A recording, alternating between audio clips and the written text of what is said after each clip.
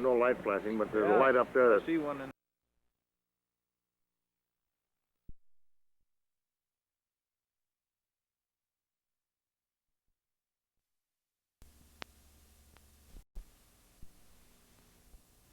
Totally Works. I think it's running. A little light is flashing, or? No, there's no light flashing, but there's a light up there. I see one in. Yeah. See one on the inside? Yeah, there's a light on the inside, but I didn't see any light in there. you can't see the light inside, I don't think. But On the left. On the left side? there. Did you see a little flash? No, I can't see any No. flash. I did. Flashes are all I thought it down. was flashing, but I know on Flashing light. like on the one Bob's got, there little red lights flashing when it's running. Is it? Yeah. well, there's a light inside this frame here that you can see. You can see it that it's running in, huh? Yeah, there's a little red light there on the bottom left, and so you can tell the frame is. Can you hear the thing running? No, you can't hear it. running. No. You can play that back on TV, right? Oh yeah, sure. Well, you have to have that unit, you know. Oh, you The, didn't bring it with you? the VCR. Mm-hmm. You didn't bring it with you? Oh. No, I don't have it with me. Whole VCR? Yeah. No, I don't. I didn't bring it with me. Oh, that's the one that takes the 8 Well, millimeter. not a...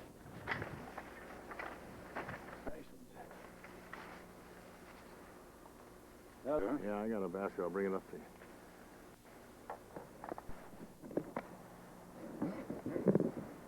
Like a crab apple. See. Yeah, but that's got to be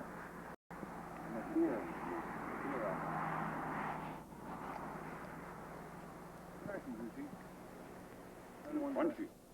Mm.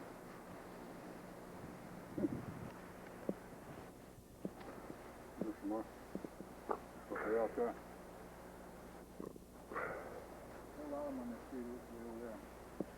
They're usually nice. Also, Nice and big.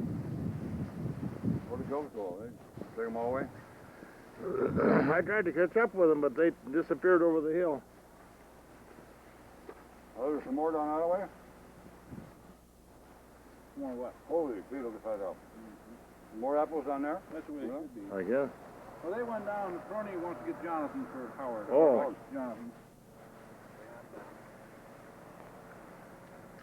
So whatever you like, well, that's whatever you like. I hope they have some courtesy call. Close the cassette holder by pressing the push mark on the holder. To remove the cassette, open the cassette holder by sliding the eject switch in the direction of the arrow. Tab on the cassette to record from the beginning of tape. Camera recording. Insert battery and so on. What doesn't think about flashing? Lamps inside the viewfinder. Indoor lamp yellow lights up when the white BAL switch is set to light. Tape run battery lamp red. Blinks when the inserted battery is exhausted, see? And lights up during recording. Standby lamp orange. Blinks before the recorder is set in the standby mode. Lights up when the recorder is set in the standby mode. Did you put a new battery in? I just put it in. Oh, and it's working then. It's working. See, that's what happens. See, when the But that battery was all charged up. blinks, when it blinks like that, then the battery was exhausted. Battery's out. Yes, well, in 1920... 1920 we came out from Chicago, and this front half here was sitting right over yonder, full of rats, full of decrepit and broken down mess. And when we came onto the place, there was an old barn, broken down, sitting over in that area.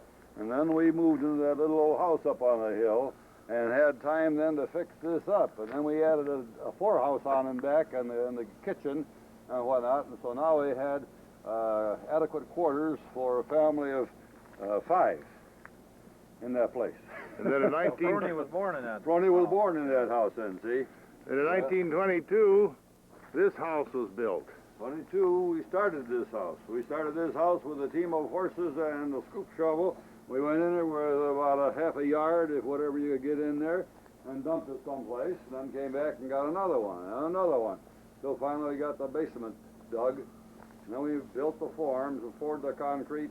We picked up stones over the whole farm on a stone boat, and as a kid of, how old was I then? 6, 7, 8 years old? I helped drop stones in there where they were pouring the concrete. I poured a lot of stone into that foundation. Yeah, now we had a toilet inside the house, and so used to going outside all the time. For that the you first time. So you couldn't use the toilet inside the house. And the narrator is this Dr. Crystal there standing in front of me here. And the other chap that you see here, if he ever comes into view, is Roland Crystal. And that's his name emblazoned on that red barn, which we were just talking about was about half that size and in very, very decrepit condition when arrived. Now off in this direction was a grape patch, which you can't see anymore because it's not there. And then here were also grapes, and it's now an apple orchard. Several varieties of grapes. The first two rows were champions. Sour grapes, oh boy, you wouldn't want to eat those things, but they were for jelly.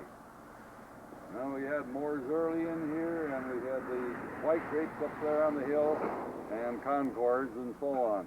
But those 5-6 acres of grapes were the things that really saved the day for us on the farm, because grapes then were picked in little 4-quart baskets and jumbo baskets, and number 1 table grape it was called.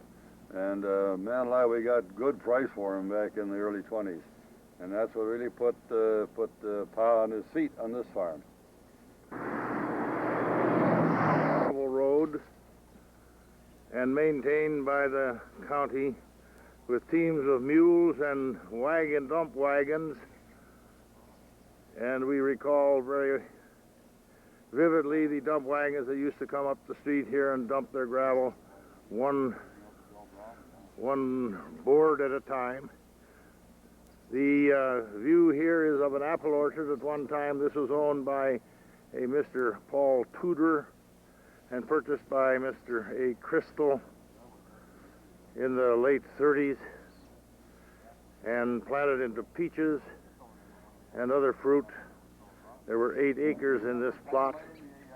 Later, when A. Crystal went to Europe, he brought back some Carpathian walnuts, which are very similar to English walnuts, but grow in the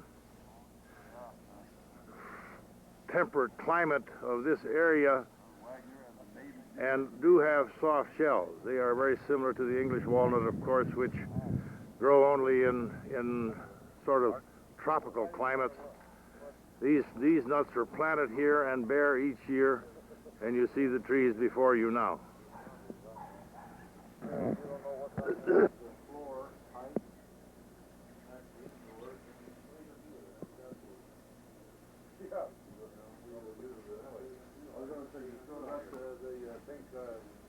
They're still in there, yeah, but I put a permanent stamp in there. Did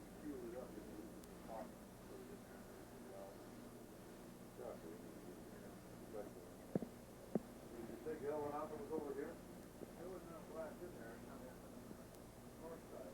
Yeah, I was going in on the right side. It's still there. I did the same thing with that. Then I've got styrofoam on the inside.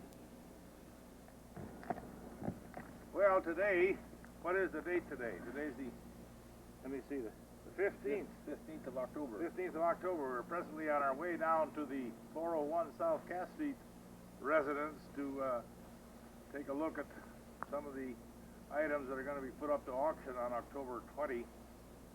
And of course that house is now in possession of Veronica, Crystal, Courtney, and will be sold. And of course we're coming to an end of an era where the picture is being taken by Richard, and when he's finished with it, then I'm going to put him in this place, and I'm going to take a picture of. No, I'm going to let Roland take the pictures. So it was Rich and I. It is a cool, yeah, it is a cool day. Yeah, it'd have been nice to have Roni in, but she had the dash off. But we got things pretty well organized, we think, so that when the sale takes place, we'll dispose of almost everything. Lillian has been an ideal host this week. She's made sausages and bacon and pancakes and God knows what all. And we are very grateful to her for doing this, Roland. She was very, very hospitable. She's used to that. She's got She's had a big family. 3 daughters and a son, yeah, and come home. When they all come home, then we got a house full, so Yeah. it's nothing new to her. Well, okay. Sure enough. Really haven't had any frost here yet, have you? Anything? To any extent, I don't imagine. One frost. One light frost, but it didn't freeze anything because some of these sensitive plants would have been all brown by now had had a decent frost. And the leaves on the trees show not too much cold weather yet, except that this is a lot colder than Florida is. Yeah, that maple tree, I think, got some dead limbs up there, Roland. You remember the peach tree we had down here? We used to put our milk pail on that darn thing upside down to go hang it on the milk, hang it upside down on a limb that was cut off. Sure, yeah. That's right. And that plum tree over there is now a flower pot holder. Used to have the best plums. Roland nursed that plum tree until it expired. I think there's only one limb left that was growing. And that still had a few plums on it. Yeah. That tree was about ready to go, yeah, a long time ago. Well, that's the old Caesar's Forge over there. Yeah. Only built that and got a nice blacksmith shop in there and tool shed and... That was a garage at one time that stood down here, wasn't it? Where we had a hay wagon and a few other things, and then right beside that was a corn crib. You remember the corn crib? Yeah, that's right. Came right up over here. Sure. Came way out here. Oh, when you had to back a team of hay in there with your team of horses, It was a, that was an accomplishment of itself. yeah. So it dropped down there a little more, and then there's sort of a tool shed, and then the corn crib, and then there's a little tool shed in the garage. In the garage, yeah. Well, we used to throw practice baseball. And every time the ball would hit the garage door, old Pa would come running out there. What the heck? You're gonna break it all down. Well, And we did. we did. Yeah, Broke a we did. lot of the boards in there, and then we had to go ahead and fix it up again. Well, Wonder how old that cedar tree is. Yeah, no. That's been there a long time. Yeah. Well- Okay, I think we got enough footage. This is the back of 401 Cass Street, Berrien Springs, Michigan, which is the home of Mr. and Mrs. A. Crystal for many years of retirement. And this date, October 15, it is now the possession of Veronica Crystal, and an auction sale will dispose of the contents on October 20. The area is on the south side of Berrien Springs, Michigan, and this, of course, is a garage that was built with the home at the time that it was built by a Mr. Graham, who occupied it from about 1922 until the mid-30s. These blue spruce were planted by Antone Crystal when they were just about 2 and 3 feet high. They are now a tremendous 40, 50 feet and form a screen to the side of Murdoch Street and the home that you've seen earlier on this film. This is the front view of 401 Cass Street, Berrien Springs, Michigan.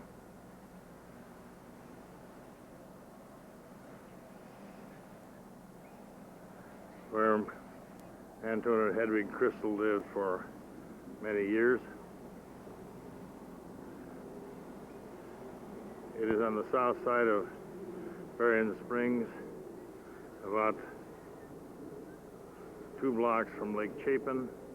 The homes you see now were at one time occupied by the Weaver family, and the red one, the Hinckley family.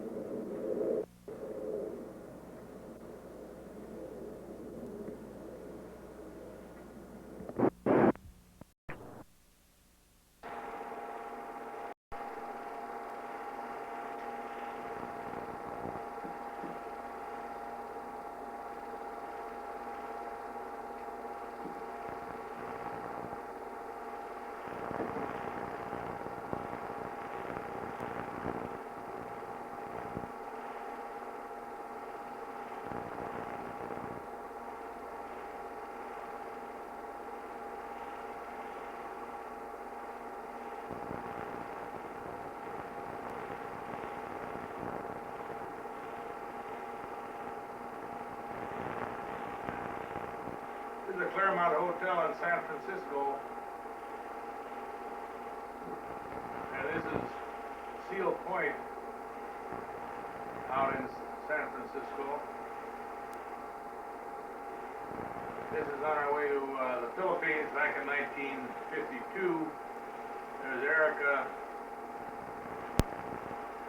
Mankey and Bernetta, I believe, on a peninsula out there somewhere.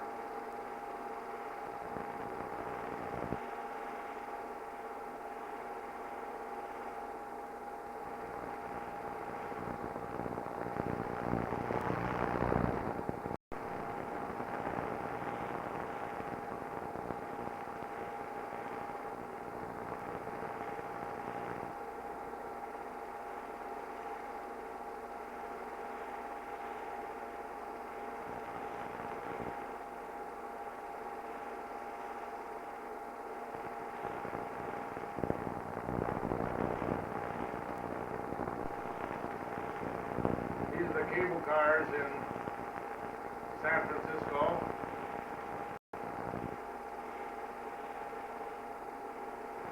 While we were there awaiting our flight to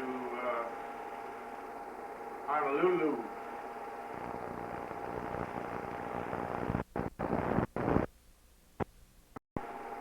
And the cable cars coming up the hill. There's Mama with her with the sailor boy there, buying some booze. And there we are getting off of the flight, coming from Chicago on United Airlines. That is not a jet, that is one of the DC-7s. They were flying noisy as could be. It was a nice flight. And it says, "Give me my coat." Here we've got a little problem again. Things stopped. Oh, this son of a gun.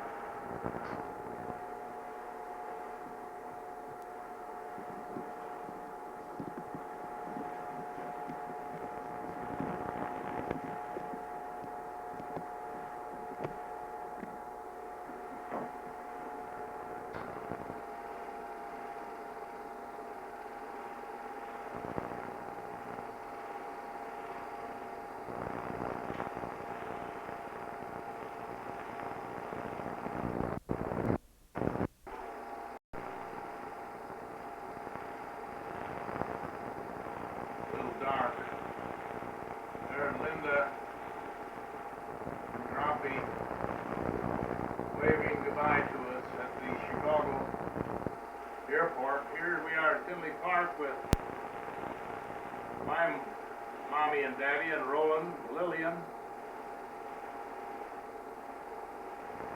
Prior to our departure for the airport.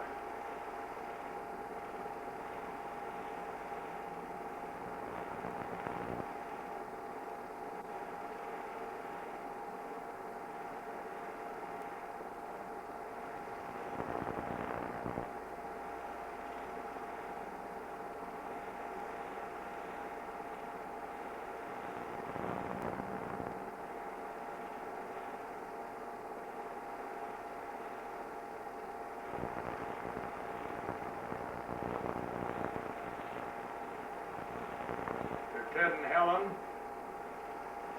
Linda in her red coat, Mommy with her corsage and Ruth. There's Mox coming up.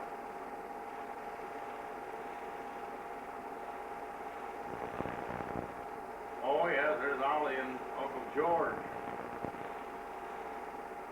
There's Droppy and Bobby.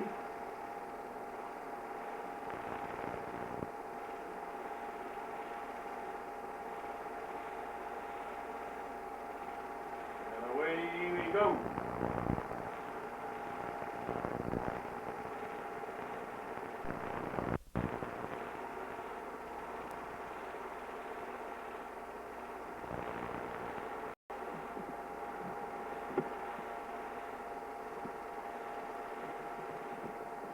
There goes Mommy with her last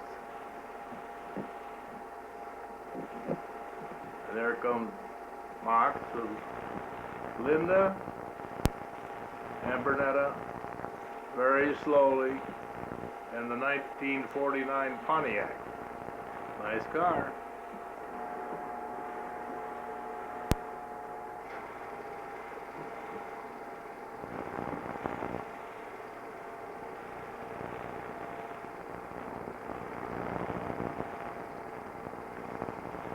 These are the flagellantes in Manila.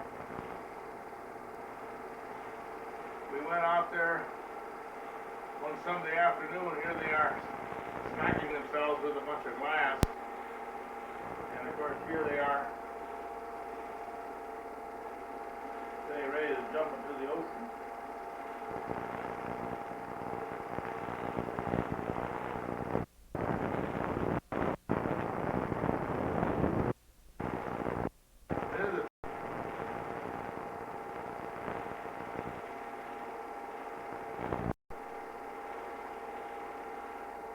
There's the dock at Corregidor.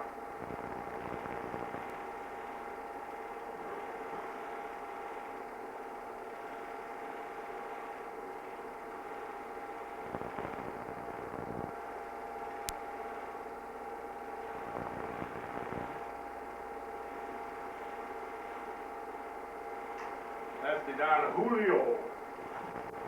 Don Julio. The ship we took over to Corregidor, we climbed to the top of the mountain there. Of course, the big battle. That's a sunset. It was an all-day trip on that hot and steamy ship. We were with Helen and Gil Gilmore. This is the Polo Club. Oh, Manila Golf Club. There's the big Max, ready to hit. Oh, not bad. But he always sliced.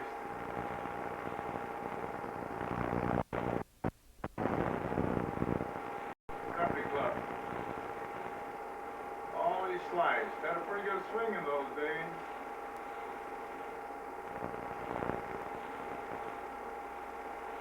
There's Mom, she's gonna give it a whirl. Say, that's not bad. Gotta see yourself swinging here, kid.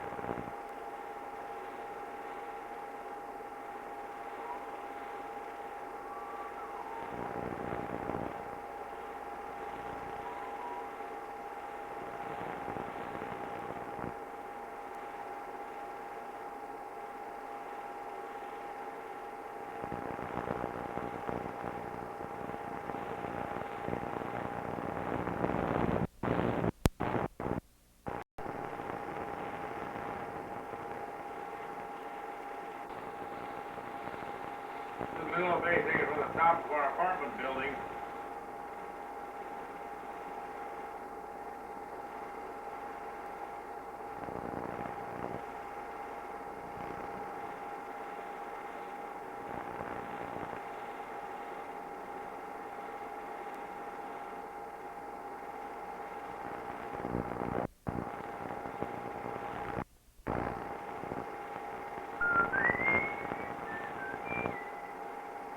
Well, that was the Ambassador Apartments. We're one street behind what they now call Quezon Boulevard. At that time it was Dewey Boulevard.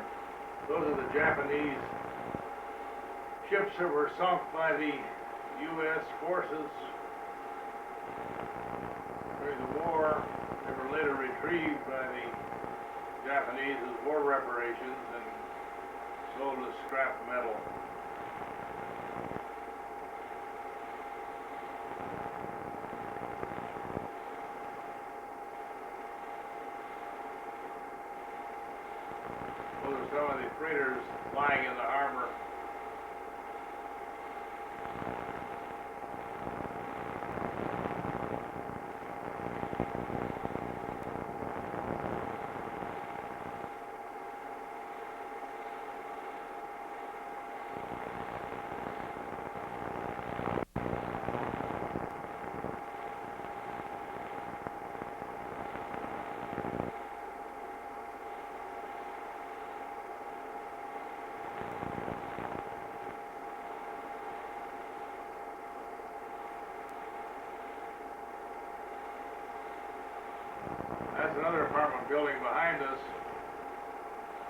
where Bill Daly lived, and Tony September. This is some of the squalor that's around those magnificent apartment buildings.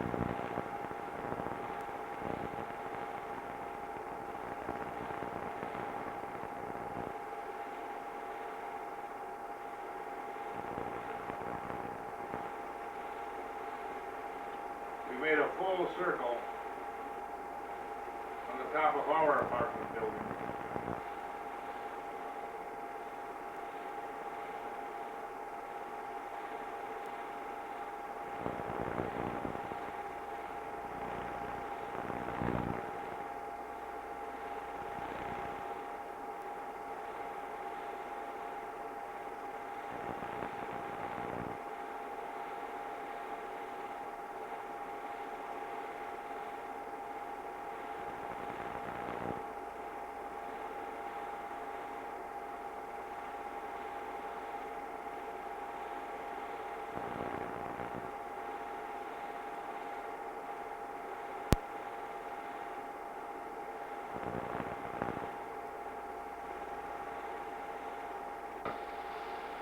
Polo Club, I believe.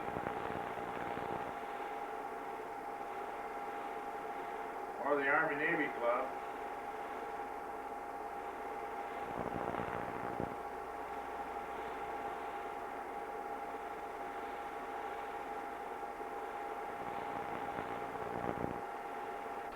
On our way out, at the plane tree there, there's a lot of focus, but we spent 3 days there in Hawaii. Now we're back in Manila with Woody and Doris Hines just after we arrived.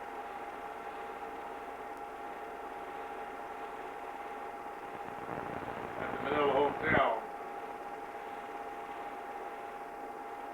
They proceeded to show us the city. This is one of the churches down in the walled city. Quite a bit of devastation is still reflected from the war years. That church has never been rebuilt.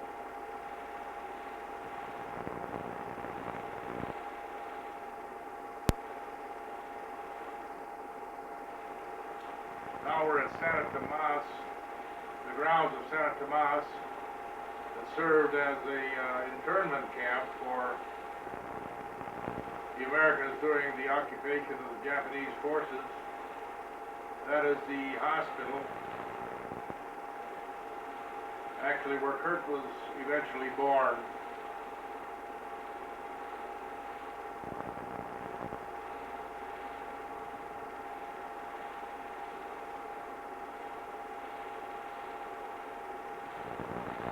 Here are the boys and girls swimming in the Manila Bay.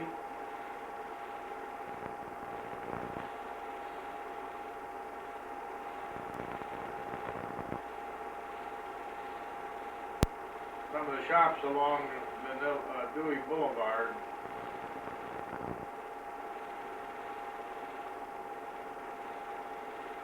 That's Gil back there. Ellen in the foreground. At the Polo Club.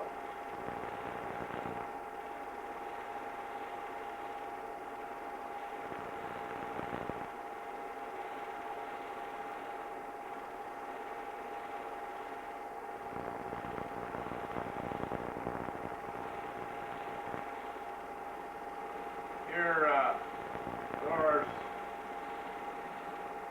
Hines and Woody and the Gilmore with us were playing croquet. Some big deal.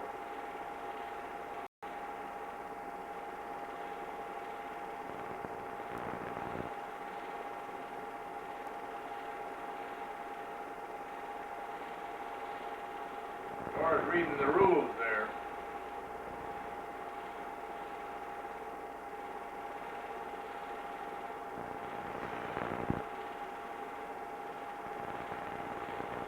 Beautiful flowers they have there. I forget what they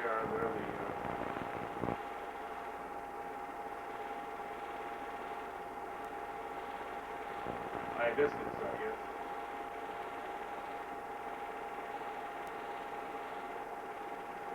Ah, yes, there's the lady waiting for the chauffeur.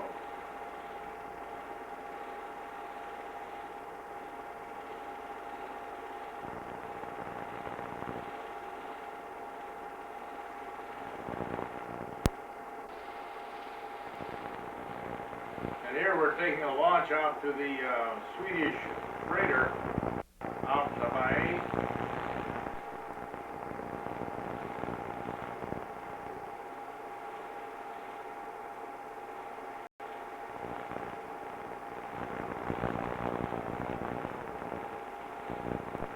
These are several freighters that are lying in port as we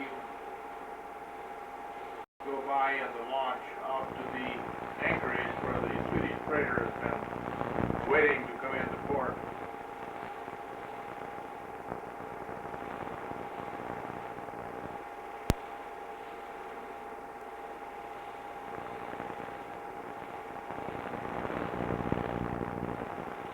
That's the Swedish freighter lying in the distance.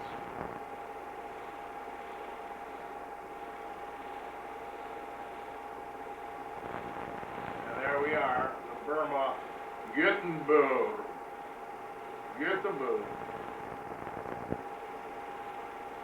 Oh, we're coming alongside, but the ladder.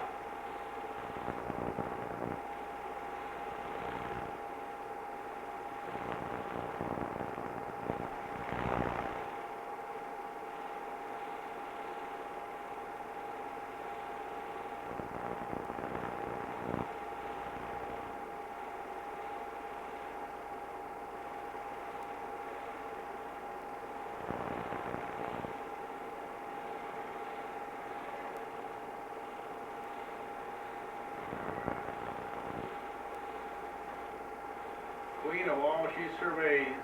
There's the old captain.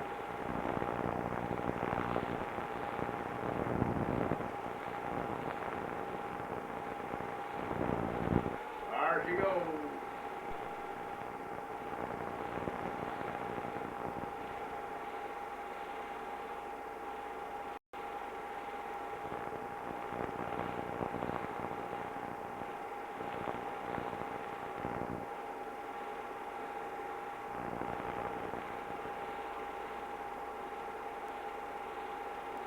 Okay, we're now leaving.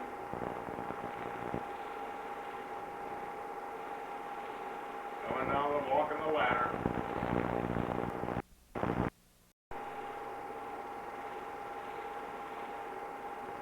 Goodbye, Charlie.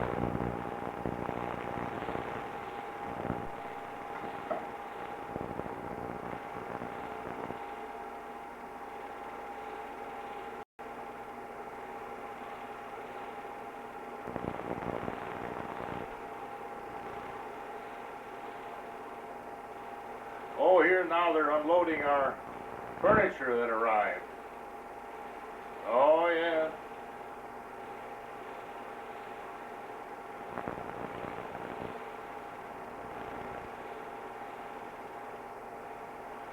About 40 Filipinos. Yeah, they're opening the boxes.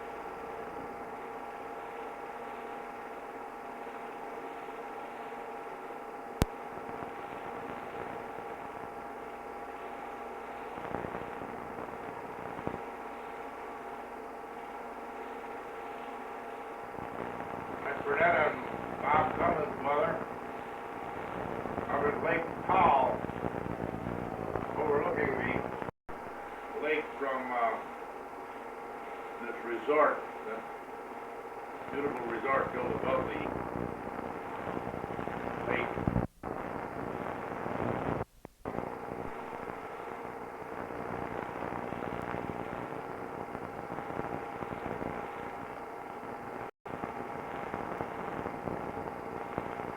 There's Lake Powell in the background. It's sort of a volcano within a lake.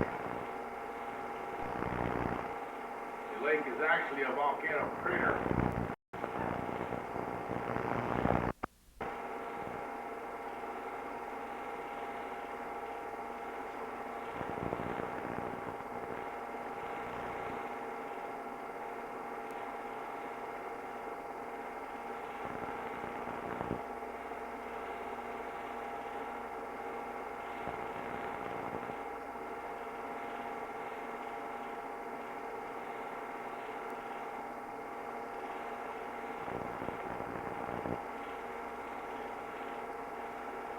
That's Bob in the background. He lived in Florida until a couple of years ago when he died, about 19 years. His mother's still alive in California.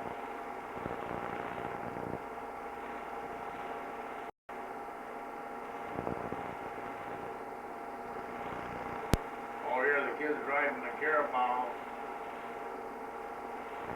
out there where we moved when we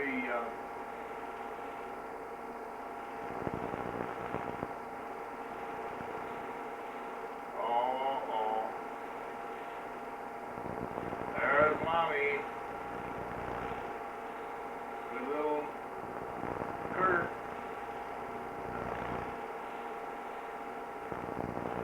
And this is a boat ride we took up the Pasig River in a banca with an outboard motor.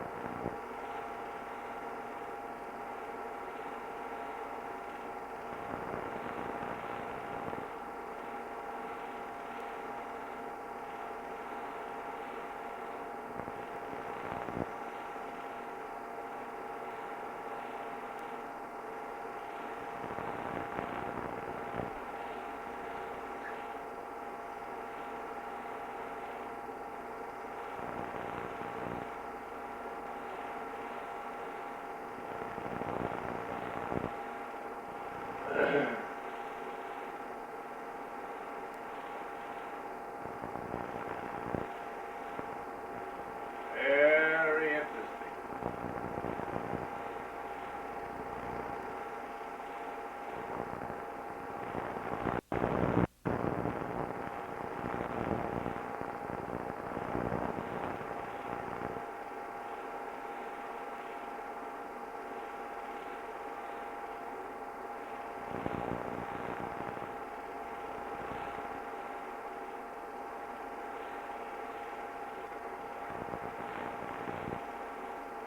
A little further up the river, still the old Bailey bridges that were built during the war. There's International Harvester on the right there. The bodegas where we assembled trucks. Later they built a factory out in the suburbs. But this was the place where we assembled almost over 1,000 trucks a year. Plus all the additional services that went on were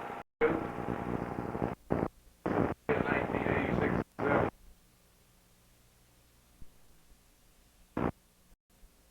Their carabao, swimming in the river, brushing their teeth.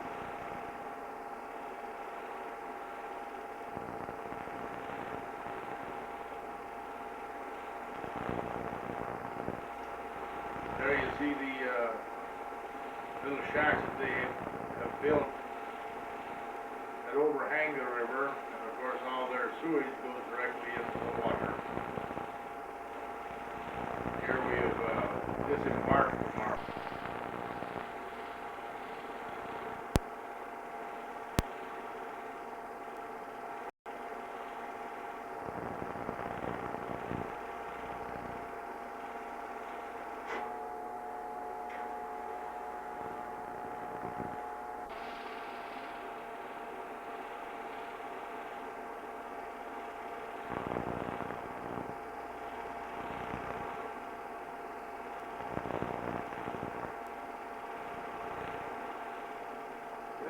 Cebu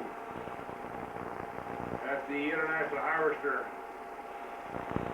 house where the branch manager lived. Terry Harrison was the branch manager. Here's Mommy picking papaya.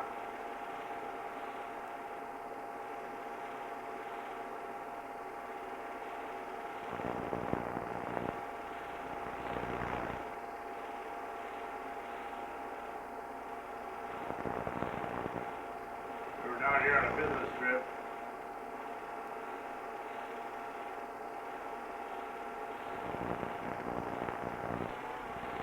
There's Mr. Harris. He lives in Richmond now. I should give him a call, I guess.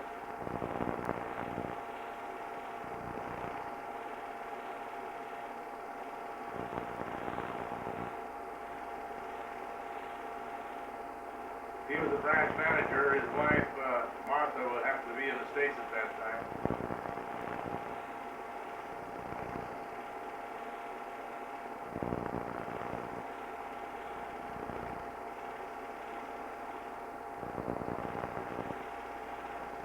Their home was built on that home was built on a hill, and this is the view from his front yard or side yard overlooking the various little homes that are built in that area. That's the home. It's a nice, convenient little place. There's the papaya. Fruit.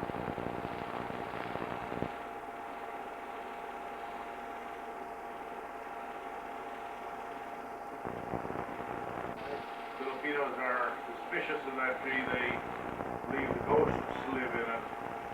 Spirit.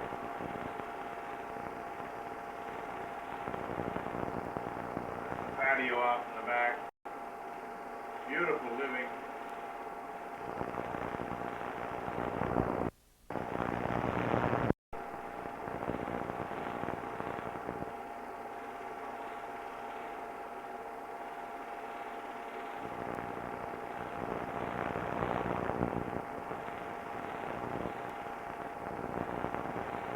Some of the other buildings in town of Cebu, there's the airport, I guess. Yeah. That's the airplane that we flew back and forth in, the old DC-3, Philippine Airlines. That's the end of that. There's the mamas, they're wheeling their young'uns. There's Kurt. Yeah, hey.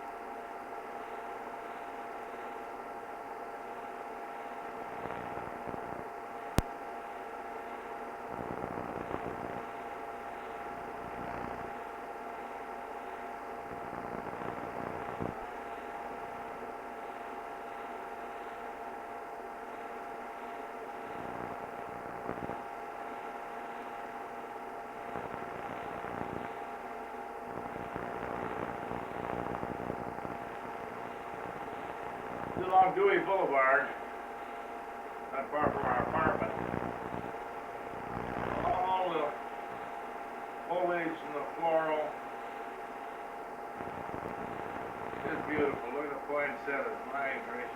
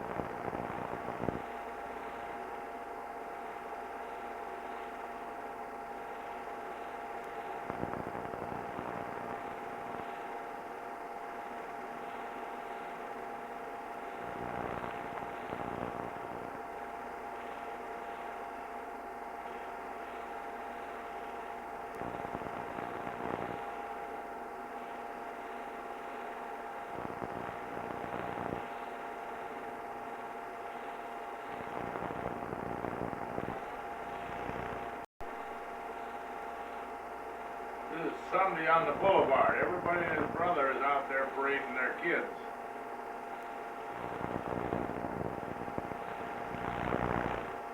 I think Kurt, this series of movies, he's 4, 5, and 6 months old.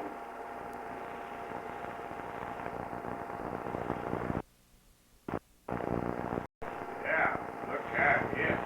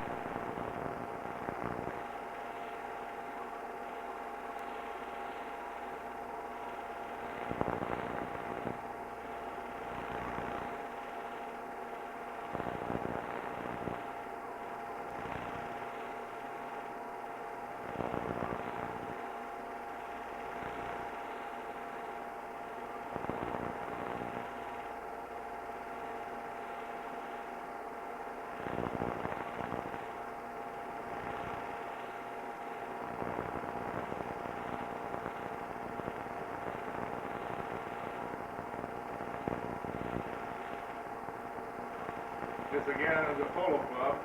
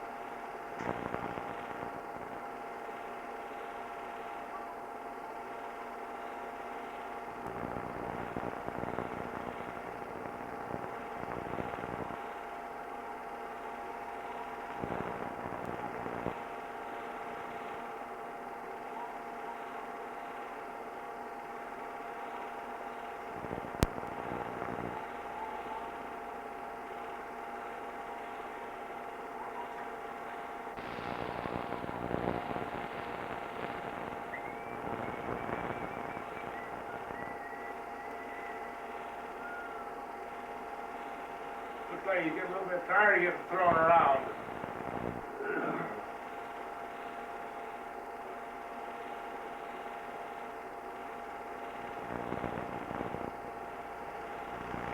That's right.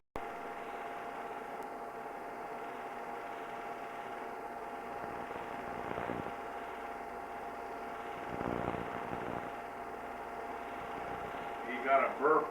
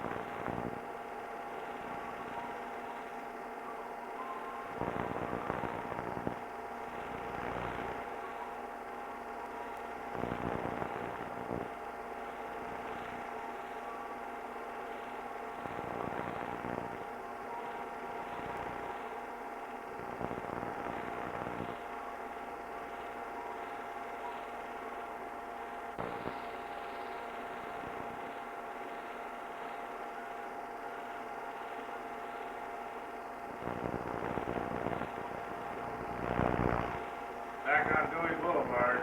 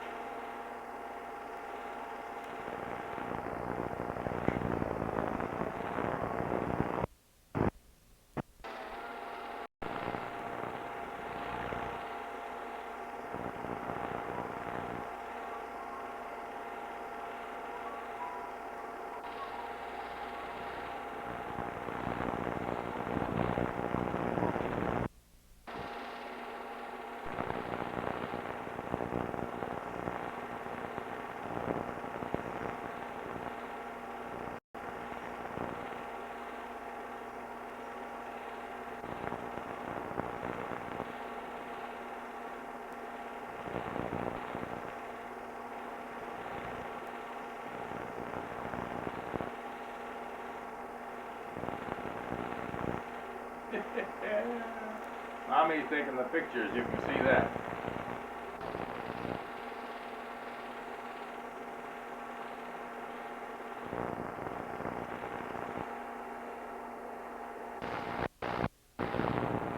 Here we are in San Capistrano in California. See, these are all sort of in a reverse position. This is our trip to home leave trip. But it starts out in Manila, but when this tape was spliced together, it was spliced together in sequence as we took the film, and consequently we got the last first and the first last. Oh, Rosa was with us, and she caught a pigeon. Kurt wants no part of the pigeon.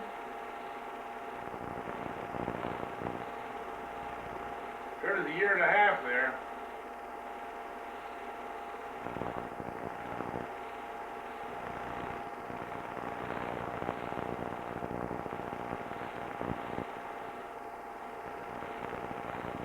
Oh, now we're in Michigan with Grandpa. How about that? Those are the pine, the blue spruce that he planted, which we have in another film, which are now 40, 50 feet high. This is back in 1956. Grandpa had a goatee.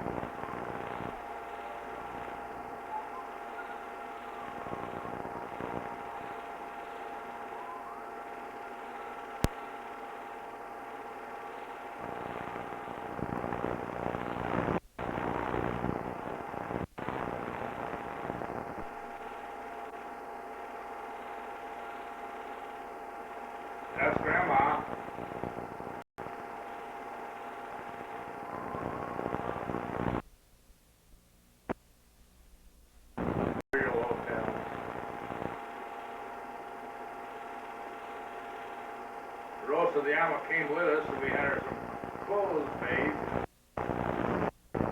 You know, vanilla, we had our stuff.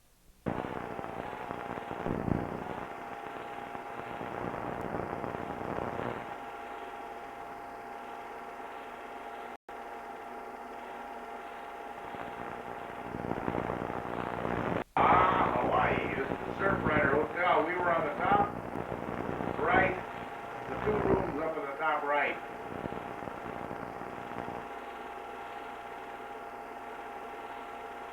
Surf Rider Hotel is there on Waikiki Beach. This is on our way back. We had a long flight from Tokyo.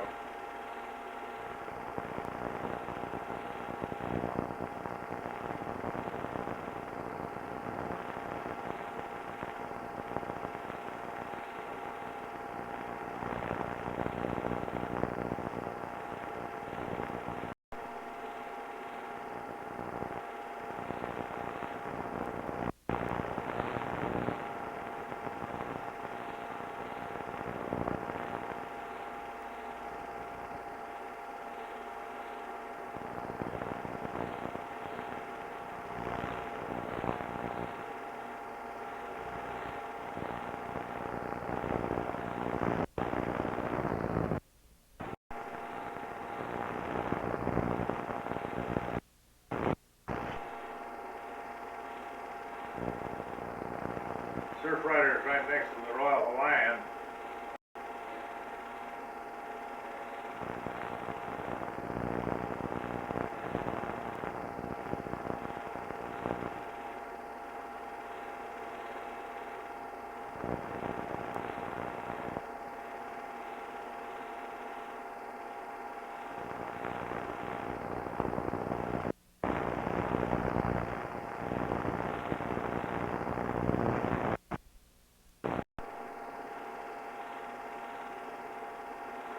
He wants to go back the other way.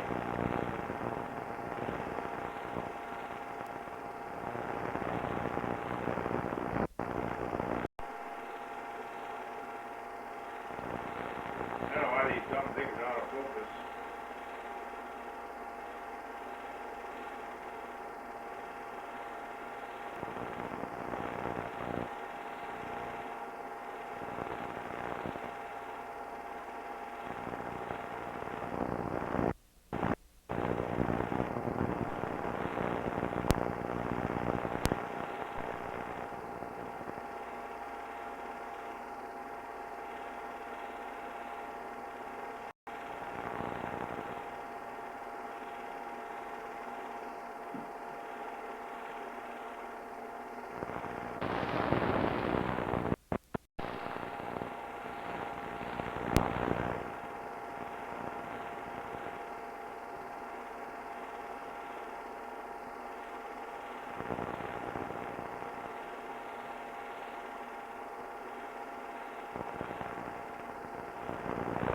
One of the gardens, I don't recall what the name of it is, but you have all kinds of statuary and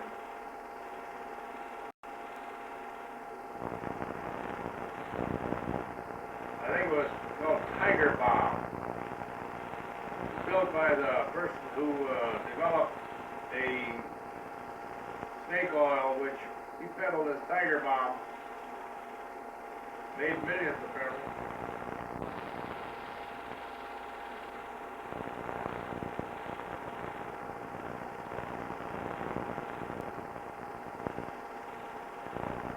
The Army Navy Club was Pablo, our chauffeur at the time. This is before we left, you see. He's a good old boy, that's Pablo.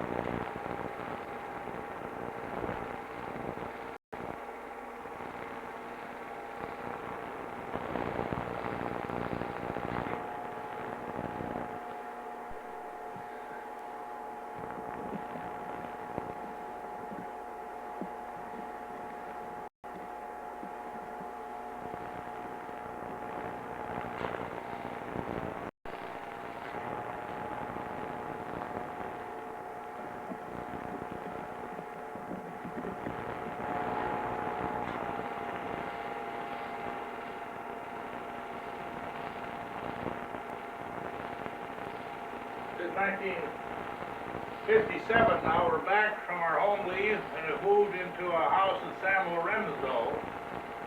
That is our beautiful 1952 Chevrolet. And Kurt is became a little bit more confident in his legs. Moves along pretty good. He's got a little swimming pool. Beautiful nice yard.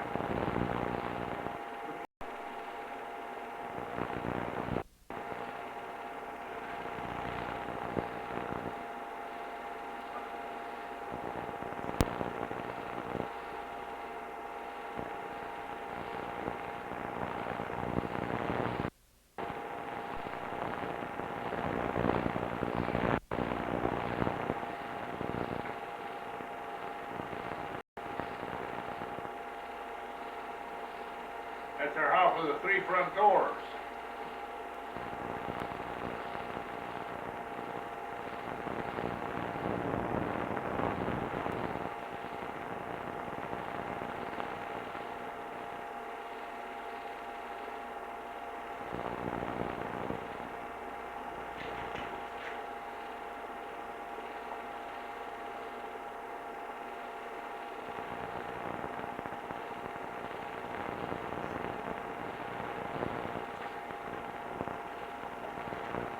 All back at the polo club again. Down Kurt swimming.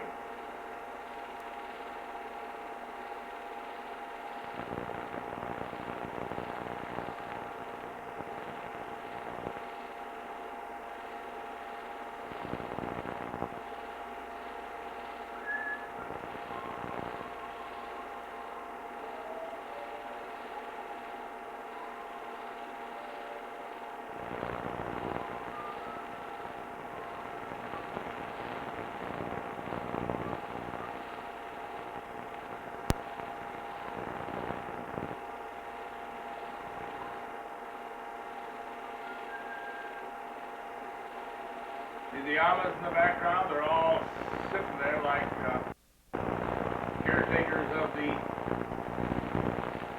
children, watching them like hawks. One for each kid.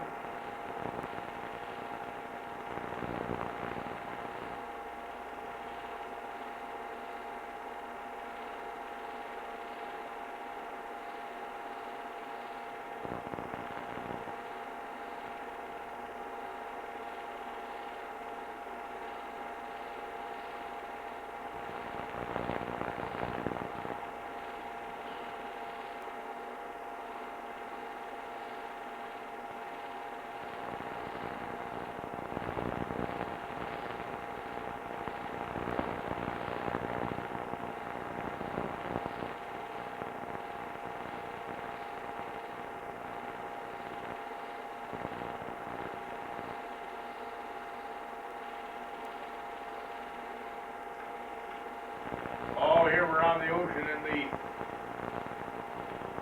the hurricane, the typhoon. Not a soul on except lonesome me trying to take some pictures. What a gale that was.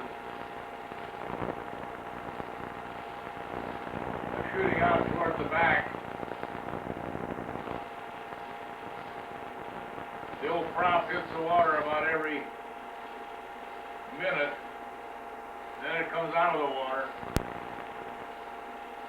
See patches of green there and then dark.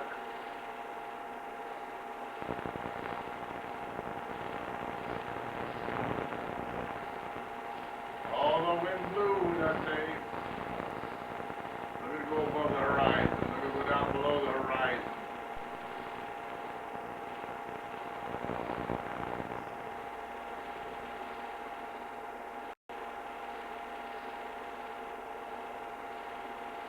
President Cleveland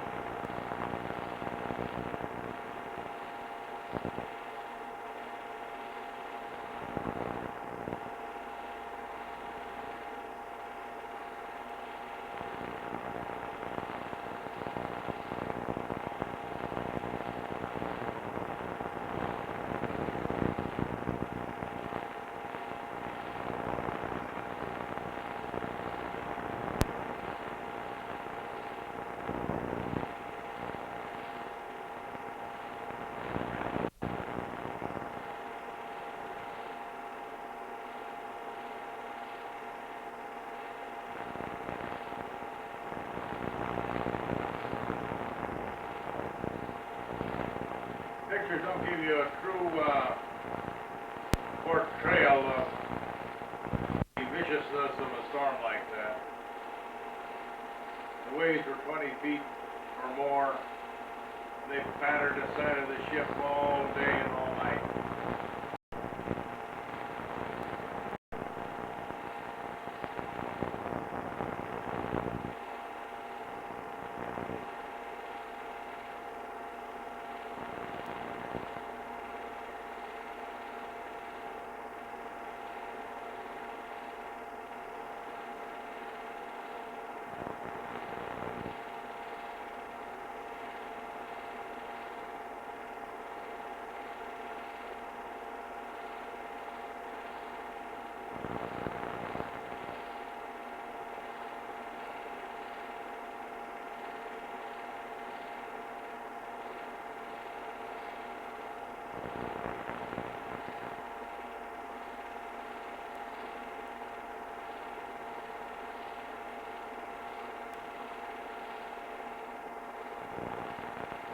They were about 30 feet at least above water line, and you can see those waves almost come and hit you in the face.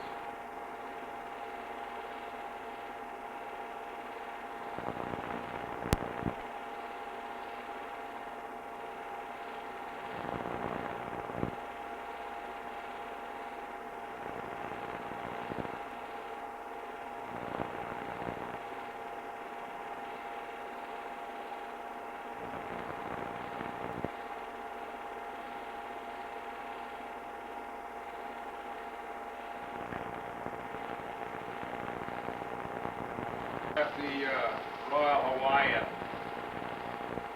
This was on our way back. We came back on the President Cleveland, and the ship docked there for a day. We took the opportunity to go to the Royal Hawaiian and spend a little time at the Waikiki Beach and teach Kurt a little bit about playing croquet. You can see how he does this. There we go. Already left-handed.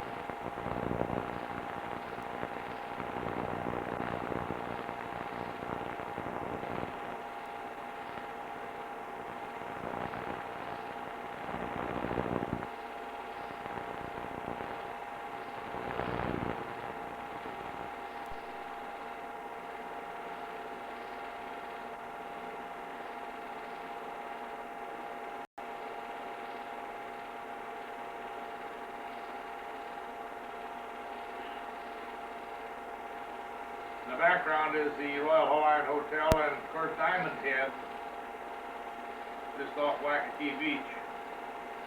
This is the Hawaiian Village beach that Kaiser built. This is 1956.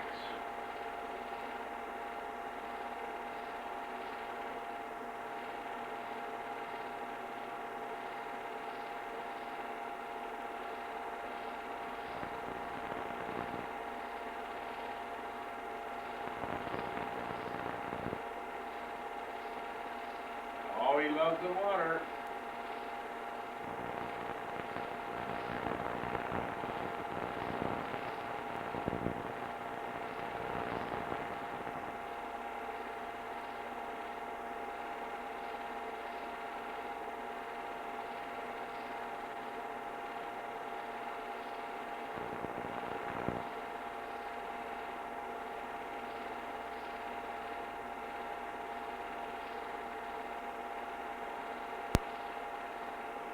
Old Lefty.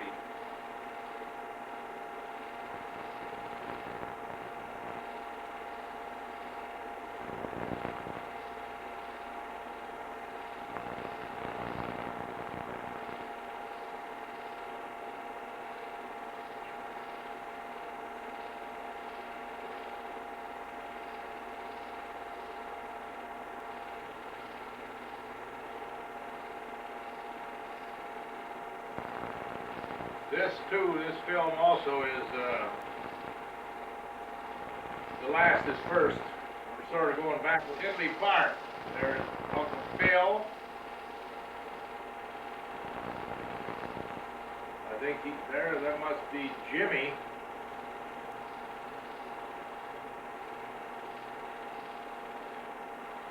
That's Linda. There goes Bobby on his racer.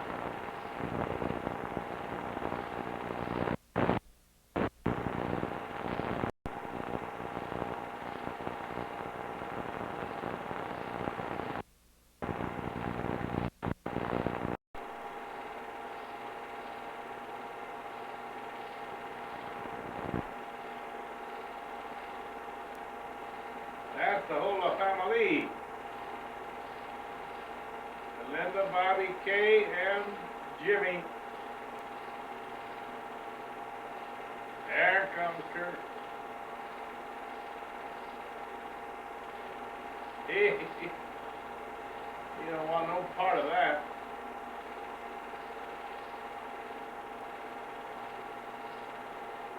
There goes Kay. You don't want no part of it either. Can't keep them together.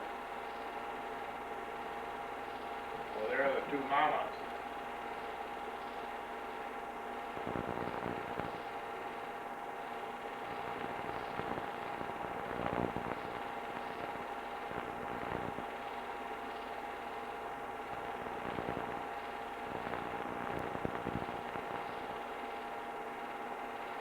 Oh, there's the group.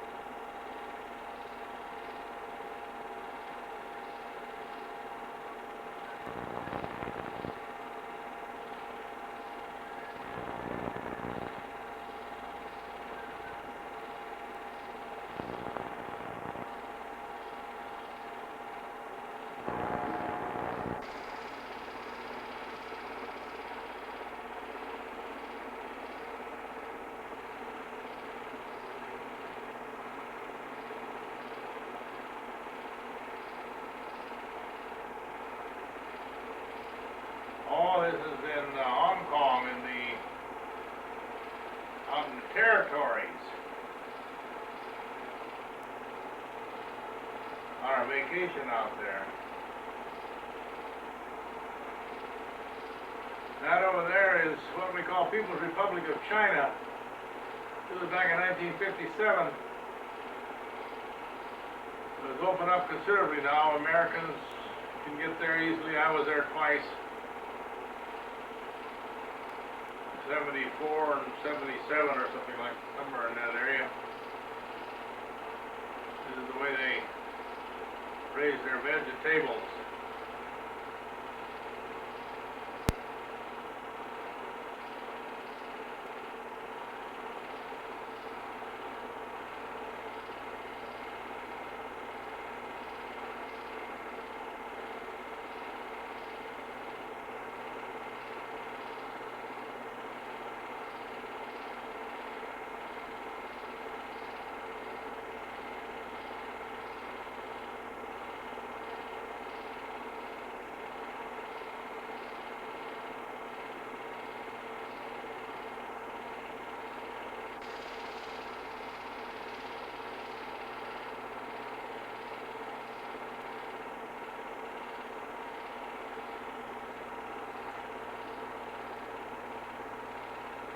Rather jerky. I took this in a bus.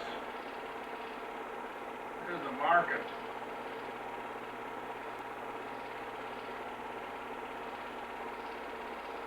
In Hong Kong, the vegetables. Very nice.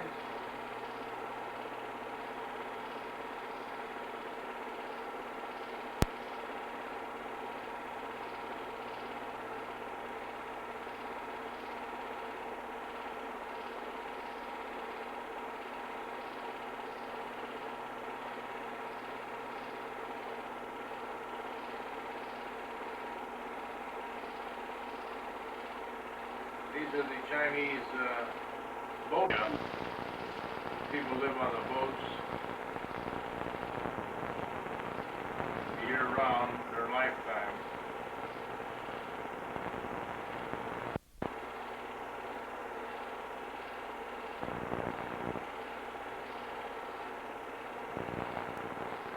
Where they terrace the mountainside to grow on every square inch of land.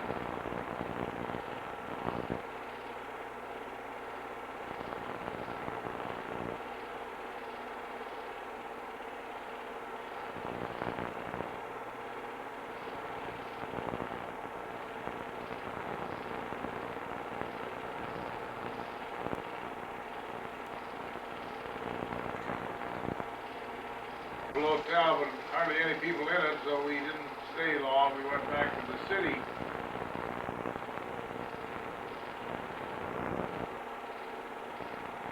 The film is so old. This is 1957. The film is so old that the color is beginning to fade. Here come the typical seekers of fortune.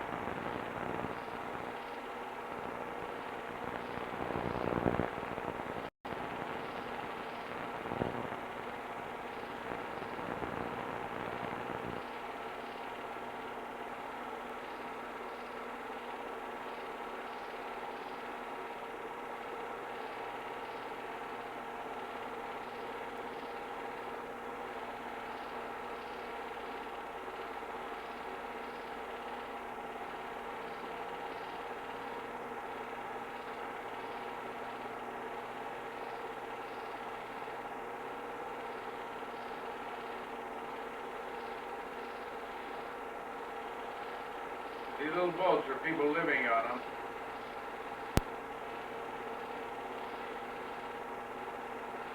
If they have a storm, those things get bounced around.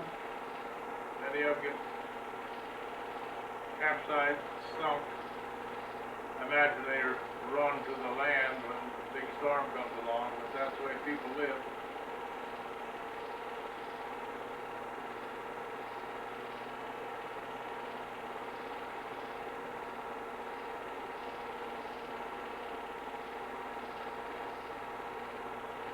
don't want their picture taken. They run and hide.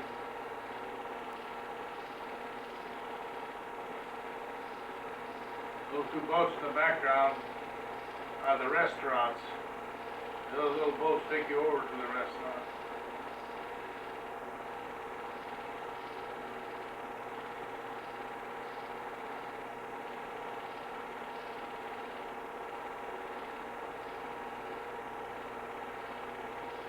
Aberdeen floating restaurants.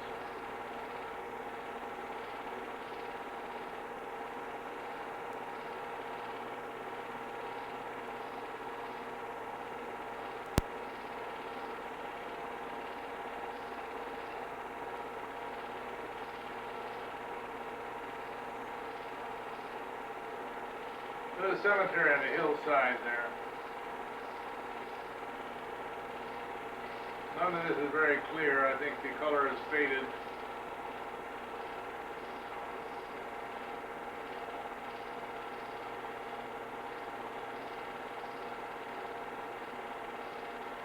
Back home. Back in Manila. Ah, Kurt, he wants to swim. Now he's crying. Now he's mad.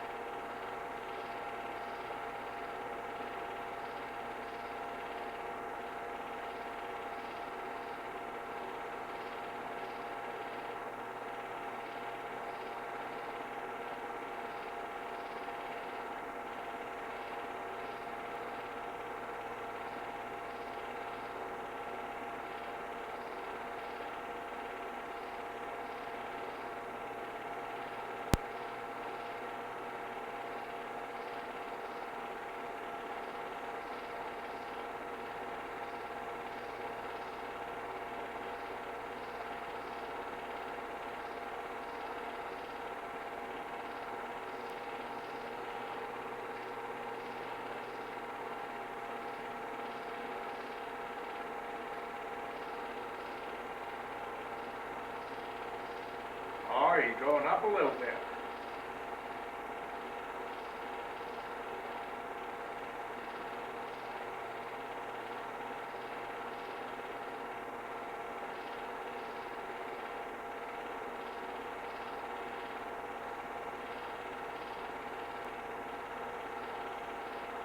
That's the polo ground there, polo club in the background there. This field here is where they played polo.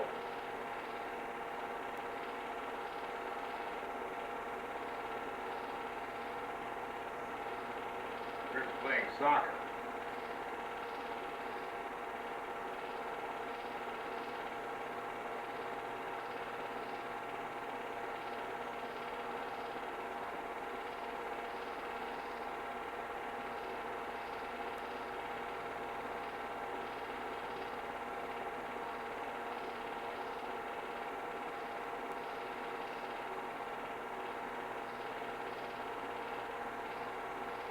This is the water lily pond in front of the club.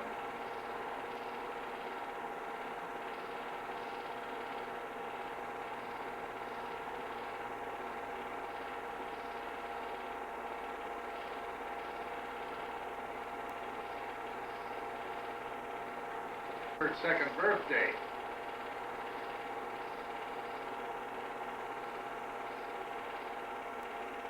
More Amas than there are kids.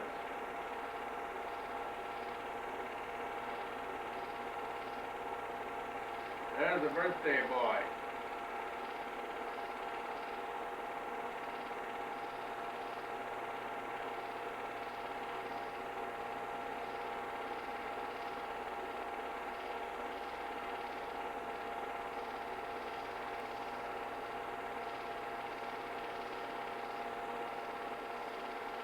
This is in March. See, it's not very cold there. We got a new Ama now.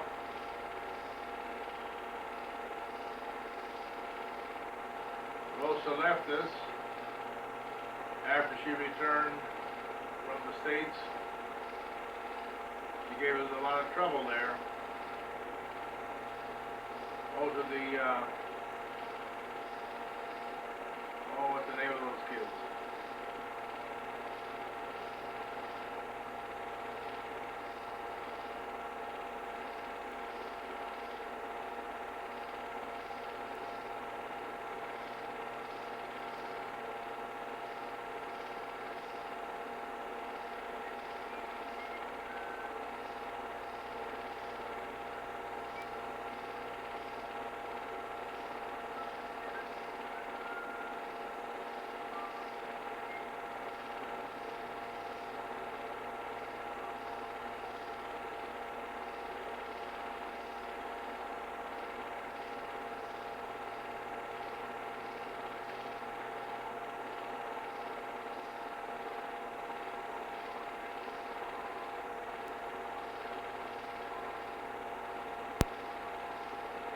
What a birthday party.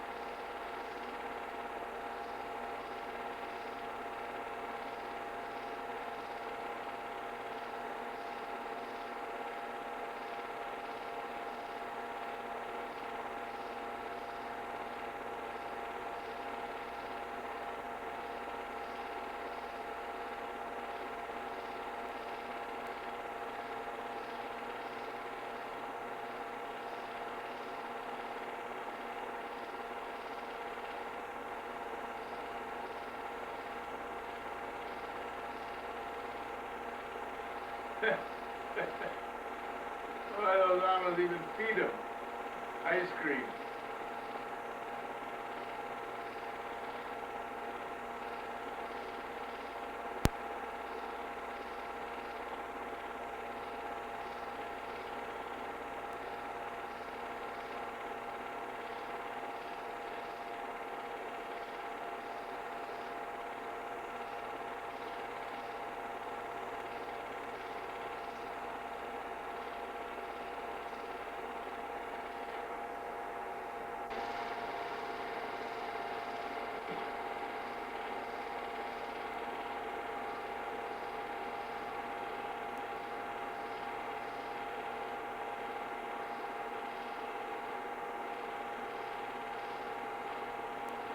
Now this is June to October 1957, according to my information. You want a hamburger? All right. Got one ready. Yeah, well, I'm doing this right now. Wait till I get this. Just started this reel.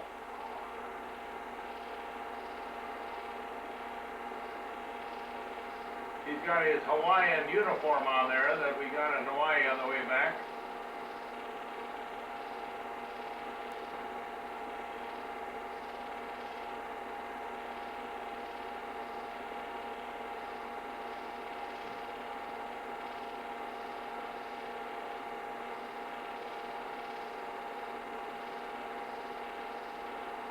Now, there's a little over 2 there. About Matthew's age.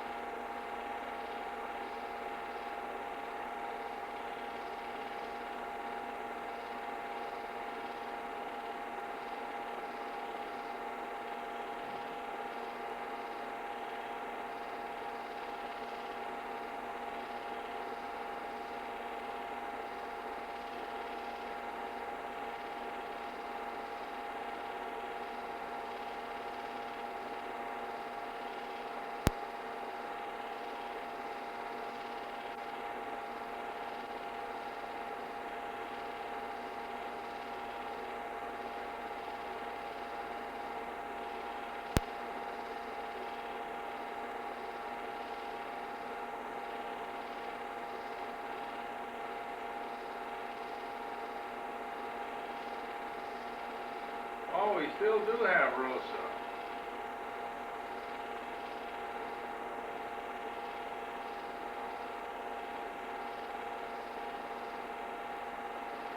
I thought